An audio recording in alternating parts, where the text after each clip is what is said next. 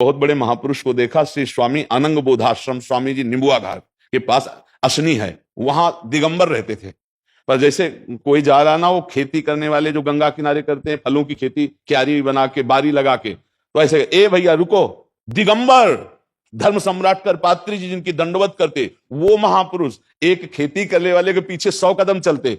वो कहता बाबा तुम तो रोज मांगते, अरे दे दे यार, इतनी खैनी वो ऐसे बनाता हो ऐसे। अब बताओ क्या आप देखोगे। और ब्रह्मबोध संपन्न महापुरुष करपात्री जी एक बार यज्ञ किए असनी में, तो सब महात्माएं बड़े बड़े, वो जब नहीं गए तो किसी ने कहा कि स्वामी अनंग बोधाश्रम स्वामी नहीं आए, तो बोले उनके पास जाओ, स्वयं ब्रह्म विराजमान है गंगा किनारे, उनको किसी की जरूरत नहीं है। और जाके साष्टांग दंडवत करपात्री जी, ऐसे महापुरुष तमाकू मांग रहे थे। अब क्या, तो महापुरुषों की बाहरी चेष्टाओं में, व्यवहार में हमें दोष नहीं देखना। फिर साधक तो बेचारा दोष से युक्त होकर ही आया है निर्दोष बनने के लिए। अब भगवत कृपा से धीरे धीरे धीरे निर्दोष, वैष्णव वेश तो तुरंत साधु बना देता है, नहीं बना देता, लेकिन अब देखो कितने वर्ष लगते हैं उसको साधु बनने में। तो देखो हम लड़ रहे हैं, इसमें निंदनीय बात नहीं, हम लड़ रहे हैं, पूरे जीवन लड़ेंगे और इनसे हमें जीतना है गुरु कृपा से, हरि कृपा। पर हम तभी जीत सकते हैं जब हम ये अपने अंदर देखें कि आज तक हम ये सुधार नहीं कर पाए कि दूसरे में दोष देख रहे, तो दूसरा क्या कैसा, हमें अपना देखना है। पूरा जीवन साधु का युद्धमय होता है, हम एक एक वृत्ति को सुधारते हैं। और इसके बाद अगर महापुरुषों और संतों को देखो तो उन्होंने अपने दोषों का वर्णन किया है।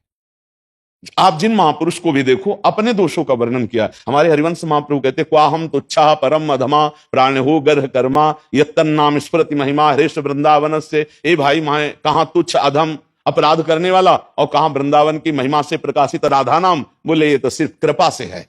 कहां मैं अधम, आचार्य हैं, आचार्य हनुमान जी आचार्य भक्ति के, और कह रहे हैं असमय अधम सखासुर मोहू पर रघुवीर। अपने को अधम बता रहे ना कि फिर भी भगवान की कृपा है।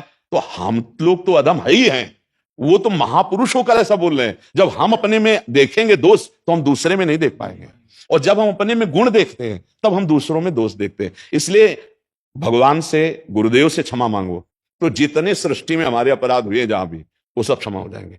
गुरुदेव के चरणों में बैठकर उनसे प्रार्थना करो कि मैं थोड़ा परेशान हूं, हमें पता नहीं चल पाता कहां अपराध बन गया है, तो गुरुदेव अखंड मंडलाकारम व्याप्तम चराचरम, सबके हृदय में विराज, और गुरु क्षमा कर दे, फिर किसी के, हाँ फिर सबका क्षमा हो जाता है। तो ऐसे हम कहां तक ढूंढेंगे, तो गुरुदेव के चरणों में बैठकर प्रार्थना करो। और ये एक नियम बना लो महाराज आज से कि वाणी से हम किसी की निंदा नहीं करेंगे। अगर हमारे मन में आ जाता है ना कि ये गलत है, तो हम उसकी उपेक्षा करेंगे, पर वाणी से नहीं बोलेंगे। अगर वाणी से बोल दिए तो अपराध लगता है। ऐसे मतलब ऐसे तो दिखाई देता है ना, जब गलत कर रहे तो दिखाई नहीं दे रहा, पर हम निंदा नहीं करेंगे, क्योंकि हमारा साधु स्वरूप है, हमारा अपने मार्ग में खुद हमको ठीक होना है। अगर हम किसी की दोष वृत्ति देखेंगे तो वो दोष हमें आ ही जाएगा, हमें लगता है। इसलिए बचना चाहिए गुरुदेव की कृपा से, और सबके प्रति भगवत भाव रखना चाहिए। हाँ, अपना जैसे कोई मित्र है, शिष्य है, अपना परिकर का है, हमें दोष दिखाई देता है तो प्रार्थना करते हैं, भाई गुरुजी ने कहा था और सत्संग में सुना है, ये जो आप चल रहे हो थोड़ा गलत है, इसका सुधार कर लो। उससे कहने में कोई दोष नहीं, लेकिन उसके पीछे कहने में वो निंदा हो जाती। जैसे हमें आप गलत दिखाई दे रहे हो तो हम आपसे अकेले में मिलकर प्रार्थना करें कि देखो भाई आप अपना सुधार करो, इसमें दोष नहीं लगेगा। अगर आप गए और फिर कहा देखा बड़ा भगत बोलता है ऐसे ऐसे, अब चौपट हो जाएगा। सामने अपने मित्र के या सामने अपना कोई पन है और हमें दोष दिखाई देता है तो हम उससे बात कर ले तो कोई बात नहीं है, लेकिन उसके पीछे उसकी जो बात हुई वो निंदा होती है, उसको फिर ना करना चाहिए। पिता को, संत को, गुरु को यह अधिकार है कि वो अपने पुत्र पर या समाज पर या शिष्य पर दोष दर्शन करके उसका सुधार करे।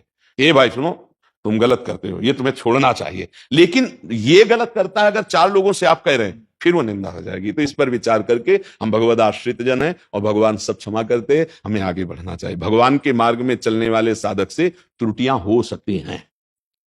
क्यों हो सकती है? क्योंकि वो तुरंत सिद्ध संत थोड़ी हो जाता है, समय लगता है, फिसलता है, फिर संभलता है, दौड़ता है, फिर घुटने टेकता है, फिर आगे। अपने लोग पूरे जीवन को देखो ना, ईमानदारी से देखो, क्या जिस दिन से भगवान में हम आ गए तो हमसे कोई गलती नहीं हुई? गलतियों का भंडार भगवान ने बचाया, भगवान ने उसको नष्ट किया।